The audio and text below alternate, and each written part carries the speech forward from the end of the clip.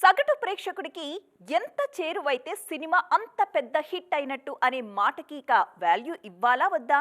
ఇప్పుడు సెల్ ఫోన్లో సినిమా చూసుకోగల వెసులుబాటు వచ్చేసిన తరువాత ప్రేక్షకులకి చేరువైన సినిమాలు సక్సెస్ అయినట్టు అనుకోవాలా? లేక థియేటర్స్కి జనాలు తీసుకురాగలిగిన సినిమాలు సక్సెస్ అయినట్టా? ఆల్రెడీ మొదలైన ఈ చర్చకి దిల్ రాజు వ్యాఖ్యలు మరింత ఆజ్యం పోసినట్టయింది. ప్రేక్షకులను చెడగొట్టింది మేమే. 4 వారాల్లో సినిమాలను ఓటీటీల్లో విడుదల చేయడం వల్ల థియేటర్లకు జనాలు రావడం లేదు. ఇది దిల్ రాజు ఒపీనియన్.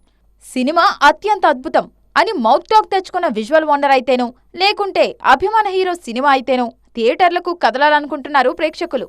డే 1 ఏ మాత్రం ఫ్లాప్ టాక్ వచ్చినా ఓటీటీల్లో చూసుకోవచ్చిన ధోరణి ఎక్కువ అవుతుంది. మన దగ్గర సూపర్ డూపర్ హిట్ అయిన సినిమాలను కూడా ఎక్కువ రోజులు థియేటర్లలో సస్టైన్ చేసే పరిస్థితి లేదు. ముందే డిజిటల్ డీల్స్ అయిపోతుండడంతో వాటి ప్రకారమే ఓటీటీలోకి తీసుకొస్తున్నారు మేకర్స్.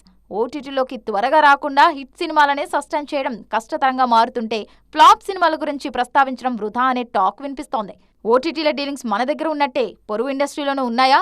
థియేటర్ల వ్యవస్థ బాగుపడాలంటే, కొన్ని తరాల పాటు కొనసాగాలంటే ఓటీటీ సంస్థలతో నిర్మాతలు కూర్చొని మాట్లాడుకోవాలి. ఆర్థికంగా ఎంతో కొంత భరోసా కలిగిస్తున్న ఓటీటీలను నిర్మాతలు వదులుకునే పరిస్థితి లేదు.